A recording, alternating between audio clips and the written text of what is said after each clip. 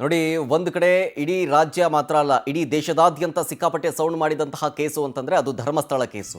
ಒಂದು ಕಡೆ ಧರ್ಮಸ್ಥಳ, ಇವಾಗ ಮದ್ದೂರು. ಈ ಎರಡೂ ಕೇಸ್ನಲ್ಲಿ ಸರ್ಕಾರಕ್ಕೆ ಒಂದು ರೀತಿಯಾಗಿ ಧರ್ಮ ಸಂಕಷ್ಟ ಬಂದೊದಗಿದಂತೆ ಕಾಣಿಸ್ತಾ ಇದೆ. ಹಿಂದೂ ವಿರೋಧಿ ಅಂತ ಇಕ್ಕಟ್ಟಿಗೆ ಸಿಕ್ಕಾಕೊಂಡಿದೆ ಕಾಂಗ್ರೆಸ್ ಸರ್ಕಾರ.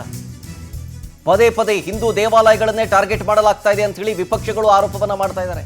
ಹಿಂದೂ ದೇವಾಲಯಗಳು ಹಿಂದೂಗಳನ್ನೇ ಟಾರ್ಗೆಟ್ ಮಾಡಲಾಗ್ತಾ ಇದೆ ಅಂತ. ಧರ್ಮಸ್ಥಳ ಬುರುಡೆ ಕೇಸ್ನಲ್ಲೂ ಅಷ್ಟೇ ಧರ್ಮ ಸಂಕಷ್ಟದಲ್ಲಿ ಸರ್ಕಾರ ಸಿಕ್ಕಾಕೊಂಡಿದೆ. ಈಗ ಗಣೇಶೋತ್ಸವದ ಸಂದರ್ಭದಲ್ಲಿ ಈ ಕಲ್ಲು ತೂರಾಟ, ಆಮೇಲೆ ಗಣಪತಿ ವಿಸರ್ಜನಾ ಸಂದರ್ಭದಲ್ಲಿ ಡಿಜೆ ಬಳಕೆಯಲ್ಲೂ ಕೂಡ ಹಿಂದೂ ವಿರೋಧಿ ಪಟ್ಟವನ್ನ ಕಟ್ಕೊಂಡಿದೆ ಈಗ ಸರ್ಕಾರ. ಡಿಜೆ ಬಳಕೆಗೆ ಪಟ್ಟು ಹಿಡಿದಿದ್ರೂ ಕೂಡ ಅನುಮತಿಯನ್ನ ಸರ್ಕಾರ ಕೊಟ್ಟಲಿಲ್ಲ.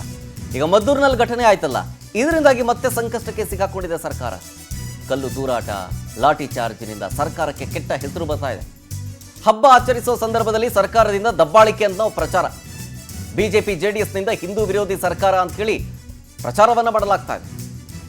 ಪದೇ ಪದೇ ಹಿಂದೂಗಳನ್ನೇ ಟಾರ್ಗೆಟ್ ಮಾಡಲಾಗ್ತಾ ಇದೆ. ಜೊತೆಗೆ ಸರ್ಕಾರದ ನಿಲುವನ್ನ ಖಂಡಿಸಿ ವಿಪಕ್ಷಗಳು ಆರೋಪವನ್ನ ಮಾಡ್ತಾ ಇದ್ದಾವೆ. ಏನಂತ? ಹಿಂದೂ ವಿರೋಧಿ ಸರ್ಕಾರ ಅಂತ. ಇದನ್ನ ಎನ್ಕ್ಯಾಶ್ ಮಾಡಿಕೊಂಡು ಪ್ರಚಾರ ಮಾಡೋದಕ್ಕೆ ಮುಂದಾಗಿದೆ ಬಿಜೆಪಿ ಮತ್ತು ಜೆಡಿಎಸ್. ಅದರ ಭಾಗವಾಗೇನೆ ನಾಳೆ ಮದ್ದೂರಿಗೆ ಭೇಟಿ ಕೊಡ್ತಾ ಇರೋದು. ಈ ಹಿಂದೆ ಧರ್ಮಸ್ಥಳದ ಕೇಸಲ್ಲೂ ಹಂಗೆ ಆಯಿತು. ಧರ್ಮಸ್ಥಳ ಕೇಸಲ್ಲಿ ಯಾವಾಗ ಅಪಪ್ರಚಾರ ಆಗ್ತಾ ಇದೆ, ಷಡ್ಯಂತ್ರ ಆಗ್ತಾ ಇದೆ ಅಂತೇಳಿ ಬಟಾಬೈಲಾಯಿತು, ಆವಾಗಲೇ ಧರ್ಮಸ್ಥಳ ಚಲೋವನ್ನು ಬಿಜೆಪಿ ನಾಯಕರಿಂದ ಹಮ್ಮಿಕೊಳ್ಳಲಾಯಿತು. ಧರ್ಮಸ್ಥಳದಲ್ಲಿ ದೇವರ ದರ್ಶನವನ್ನು ಪಡ್ಕೊಂಡು ಅಲ್ಲೊಂದು ಸಮಾವೇಶವನ್ನು ಮಾಡಲಾಯಿತು. ತದನಂತರ ಈಗ ಮದ್ದೂರು ಕೇಸ್ನಲ್ಲೂ ಅಷ್ಟೇ, ಮದ್ದೂರಿನಲ್ಲೂ ಕೂಡ ಹಿಂದೂ ವಿರೋಧಿ ನೀತಿಯನ್ನು ಅನುಸರಿಸ್ತಾ ಇದೆ ಸರ್ಕಾರ ಅಂತ ಆರೋಪವನ್ನು ಮಾಡಿ ಈಗ ಬಿಜೆಪಿ ನಿಯೋಗ ನಾಳೆ ಭೇಟಿ ಕೊಡ್ತಾ ಇದೆ. ಎರಡೂ ಕೇಸ್ನಲ್ಲೂ, ಧರ್ಮಸ್ಥಳ ಮತ್ತು ಮದ್ದೂರು ಕೇಸ್, ಎರಡೂ ಕೇಸ್ನಲ್ಲೂ ಸರ್ಕಾರಕ್ಕೆ ಧರ್ಮ ಸಂಕಷ್ಟ ಬಂದೊದಗಿದಂತೆ ಇದೆ.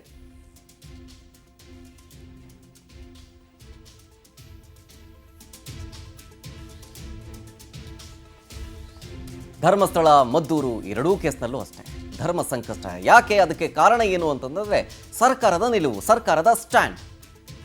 ಅಪಪ್ರಚಾರ ಆಗ್ತಾ ಇದೆ ಅನ್ನುವಂಥದ್ದು ಜಗಜ್ಜಾಹೀರಾದರೂ ಕೂಡ ಇದಕ್ಕೆ ಸಂಬಂಧಪಟ್ಟಂಥ ಮಧ್ಯಂತರ ವರದಿ ಆಗಲಿ, ಅಫಿಷಿಯಲ್ ನೋಟ್ಸ್ ಆಗಲಿ ಏನೂ ಬರ್ತಿಲ್ಲ. ಈಗಲೂ ಕೂಡ ಒಂದಷ್ಟು ಜನ ಅಲ್ಲಿ ನಿಜಕ್ಕೂ ಆಗಿದೆ ಅನ್ನುವಂಥ ರೀತಿಯಲ್ಲಿ ನಂಬ್ಕೊಂಡಿದ್ದಾರೆ. ಅದರ ಬಗ್ಗೆ ಅಪಪ್ರಚಾರ ಏನಾಗ್ತಿದೆ, ಈಗ ಚಿನ್ನಯ್ಯ ಅರೆಸ್ಟ್ ಆಗಿದ್ದಾರೆ, ಅವನು ಸ್ವತಃ ತಪ್ಪೊಪ್ಕೊಂಡಿದ್ದಾನೆ, ಇದ್ರ ಬಗ್ಗೆ ಹೇಳಿ ಅನ್ನೋದು ಡೀಟೇಲ್ಸ್ ಕೊಡ್ತಾರೆ. ಇದ್ರ ಬಗ್ಗೆ ಇನ್ನಷ್ಟು ನಮ್ಮ ಪ್ರತಿನಿಧಿ ದೀಪಾ ಕುಕ್ಕುವಾಡ ಲೈವ್ನಲ್ಲಿ. ದೀಪಾ, ಒಂದು ಕಡೆ ಧರ್ಮಸ್ಥಳ ಕೇಸು, ಮತ್ತೊಂದು ಕಡೆ ಮದ್ದೂರು, ಎರಡೂ ವಿಚಾರಕ್ಕೆ ಸಂಬಂಧಪಟ್ಟಂತೆ ಸರ್ಕಾರಕ್ಕೆ ಈಗ ಧರ್ಮ ಸಂಕಷ್ಟ. ಎರಡೂ ವಿಚಾರವನ್ನು ನಿಭಾಯಿಸುವಲ್ಲಿ ಸರ್ಕಾರ ವಿಫಲವಾಗಿದೆ ಅಂತ. ಇದರ ವಿಚಾರಕ್ಕೆ ಸಂಬಂಧಪಟ್ಟಂತೆ ಹಿಂದೂ ವಿರೋಧಿ ಸರ್ಕಾರ ಅಂತ ಹೇಳಿ ಬಿಜೆಪಿ ಜೆಡಿಎಸ್ ಪ್ರಚಾರ ಮಾಡೋದಕ್ಕೆ ಮುಂದಾಗ್ತಾ ಇರೋದು. ಓವರಾಲ್ ಆಗಿ ಎರಡೂ ಕೇಸ್ ವಿಚಾರಕ್ಕೆ ಸಂಬಂಧಪಟ್ಟಂತ ಮಾಹಿತಿಯನ್ನು ಕೊಡೋದಾದರೆ ಸರ್ಕಾರದ ನಿಲುವಿನ ಬಗ್ಗೆ.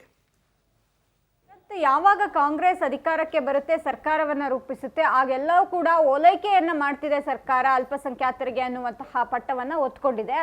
ಅದಕ್ಕೆ ಸಾಕಷ್ಟು ಉದಾಹರಣೆಗಳು, ನಿದರ್ಶನಗಳು ಇವೆ. ಸರ್ಕಾರ ಕೂಡ ಅಂತಹದ್ದೇ ಕೆಲವೊಂದು ನಿರ್ಧಾರಗಳನ್ನ ತೆಗೆದುಕೊಳ್ಳುವ ಮೂಲಕ ಅಂದ್ರೆ ವಿಪಕ್ಷಗಳು ಆಡುವಂತಹ ಟೀಕೆಗಳಿಗೆ ಗುರಿಯಾಗುವಂತಹದ್ದು ಸರ್ವೇ ಸಾಮಾನ್ಯ ಆಗಿದೆ.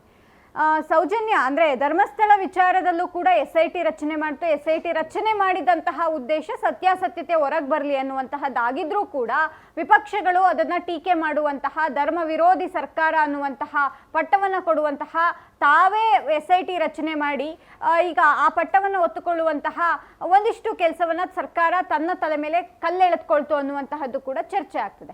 ಅದರ ಬೆನ್ನಲ್ಲೇ ಪ್ರತಿ ಬಾರಿಯೂ ಕೂಡ ಗಣೇಶ ಹಬ್ಬ ಬಂತು ಅಂದರೆ ಒಂದಲ್ಲ ಒಂದು ಕಡೆಗಳಲ್ಲಿ, ಒಂದಲ್ಲ ಒಂದು ಜಿಲ್ಲೆಗಳಲ್ಲಿ ಈ ರೀತಿಯಾದಂತಹ ಒಂದಿಷ್ಟು ಸಮಸ್ಯೆಗಳು, ಪರಿಸ್ಥಿತಿ ಬಿಗಡಾಯಿಸುವಷ್ಟು ಸಮಸ್ಯೆ ದೊಡ್ಡದು ಮಾಡಿಕೊಳ್ಳುವಂತಹ ಪರಿಸ್ಥಿತಿಯು ಕೂಡ ನಿರ್ಮಾಣ ಆಗ್ತಾ ಇದೆ. ಕಳೆದ ಬಾರಿ ನಾಗಮಂಗಲದಲ್ಲಿ ದೊಡ್ಡ ಮಟ್ಟಿನ ಹೋರಾಟಗಳು ನಡೆಯಿತು. ಇದೇ ರೀತಿಯಾದಂತಹ ಕಲ್ಲು ತೂರಾಟ, ಸರ್ಕಾರಕ್ಕೆ ಯಾವ ಮಟ್ಟಿನ ಮುಜುಗರ ಆಯಿತು ಅಂತಂದ್ರೆ ಇನ್ನೇನು ಯಾರಾದರೂ ರಾಜೀನಾಮೆ ಕೊಟ್ಟೇ ಬಿಟ್ರು ಅನ್ನುವಂತಹ ನಿಟ್ಟಿನಲ್ಲಿ ಅಷ್ಟು ಪರಿಸ್ಥಿತಿ ಕೈ ಮೀರಿ ಹೋಗಿತ್ತು. ಅದಕ್ಕೂ ಕೂಡ ಈ ಬಿಜೆಪಿ ಜೆಡಿಎಸ್ ಟೀಕೆಯನ್ನ ಮಾಡಿತ್ತು. ಖುದ್ದು ಕುಮಾರಸ್ವಾಮಿಯೇ ಅಲ್ಲಿ ಹೋಗಿ ಒಂದಿಷ್ಟು ಆ ಪರಿಸ್ಥಿತಿಯ ವಿಚಾರಗಳನ್ನ ಯಾವ್ಯಾವ ರೀತಿಯಾಗಿ ಇದಾಗಿದೆ ಅನ್ನುವಂತಹದನ್ನ ಬಹಿರಂಗ ಮಾಡುವಂತಹ ಕೆಲಸವನ್ನ ಮಾಡಿದ್ರು. ಆದ್ರೆ ಈ ಬಾರಿಯೂ ಕೂಡ ಮದ್ದೂರಿನಲ್ಲಿ ಅಂತಹದ್ದೇ ಘಟನೆ, ಅಂದ್ರೆ ಯಾವಾಗ ಗಣೇಶ ಹಾದು ಹೋಗುವಂತಹ ಸ್ಥಳದಲ್ಲಿ ಕಲ್ಲು ತೂರಾಟ ಆಯಿತು, ಅದೆಲ್ಲವೂ ಕೂಡ ಇದೀಗ ಸರ್ಕಾರಕ್ಕೆ ಒಂದು ರೀತಿಯ ಸಂಕಷ್ಟವನ್ನ ಎದುರು ಮಾಡಿದೆ. ಯಾಕಂದ್ರೆ ಧರ್ಮ ವಿರೋಧಿ ಅಥವಾ ಹಿಂದೂ ವಿರೋಧಿ ಸರ್ಕಾರ ಅನ್ನುವಂತಹದನ್ನ ಪದೇ ಪದೇ ವಿಪಕ್ಷಗಳು ಹೇಳ್ತದೆ. ಅದಕ್ಕೆ ಪೂರಕವಾಗಿಯೇ ಸರ್ಕಾರ ನಡ್ಕೊಳ್ತಿದೆಯಾ ಅನ್ನುವಂತಹ ಅನುಮಾನ ಕೂಡ ಇರುವಂತಹದ್ದು. ಇದೀಗ ಮದ್ದೂರು ಗಲಾಟೆ ಕೂಡ ಜೋರಾಗ್ತಾ ಇದೆ. ಈಗ ಆಲ್ರೆಡಿ ನಿಷೇಧಾಜ್ಞೆಯನ್ನು ಹೊರಡಿಸಿರುವಂತಹದ್ದು. ಇದನ್ನ ಸರ್ಕಾರ ಯಾವ ರೀತಿಯಾಗಿ ನಿಭಾಯಿಸಿ ತನಗೆ ಬಂದಿರುವಂತಹ ಧರ್ಮ ವಿರೋಧಿ ಅನ್ನುವಂತಹ ಅಣೆಪಟ್ಟಿಯಿಂದ ಹೊರ ಬರುತ್ತೆ ಅನ್ನುವಂತಹದನ್ನ ಕಾದು ನೋಡಬೇಕಾಗುತ್ತೆ Sharath. Okay, thank you Deepa ಡೀಟೇಲ್ಸ್ಗಾಗಿ.